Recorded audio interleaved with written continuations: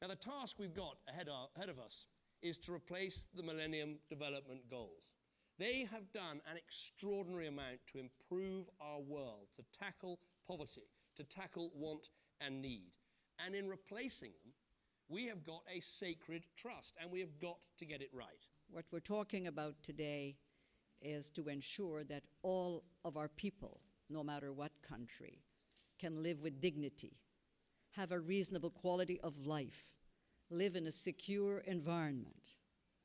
Transparency and accountability is even more critical for us in the developing world than the developed world, because resources are thin and we need to spread those resources to be able to improve the lives of our people and create prosperity for them. And so if you have a situation where people are able to steal money through corruption, then it means that the resources available for strengthening public health care systems, for providing education to young people, for ensuring that people in our country are well nourished and are not stunted, suffer stunted growth because they cannot get the right nutrition, those are responsibilities that government must take on. We see a lot. And we see how much good governance and effective institutions matter for development.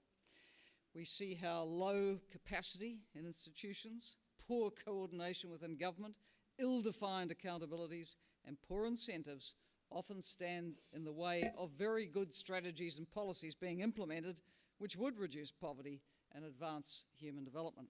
So you talked about social justice and the need to make sure that when growth happens, it actually happens for everyone, not just for a few people.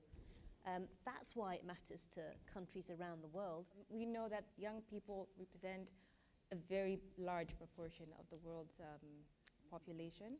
Yes, and if you look at the statistics, in Africa, for example, the average age is 22 years old. But then the average age of people in power, politicians, is 62, pardon me.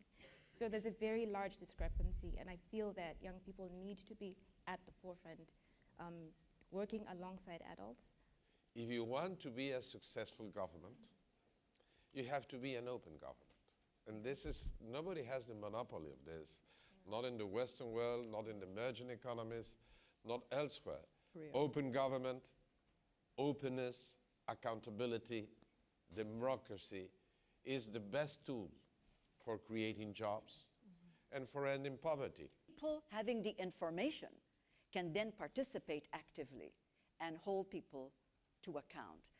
There's a very interesting example, I must use Mexico, where Mexico, in collaboration with Transparency International Mexico, has started what is being called your social witness program, so that on procurement and construction, where sometimes 50% of the money is gone, so you don't buy 2 X-ray machines, you buy only 1 if you've had to pay much more for it.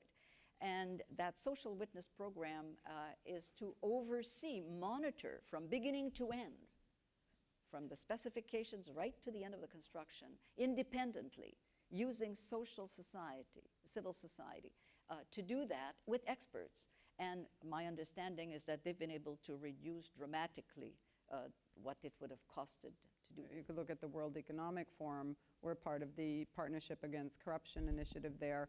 I mean, the World Economic Forum is estimating 5% of global GDP, over $2 trillion, is lost from governments, from business every year. So, I mean, it's in everyone's interest to increase the transparency and really to find ways of eliminating that loss.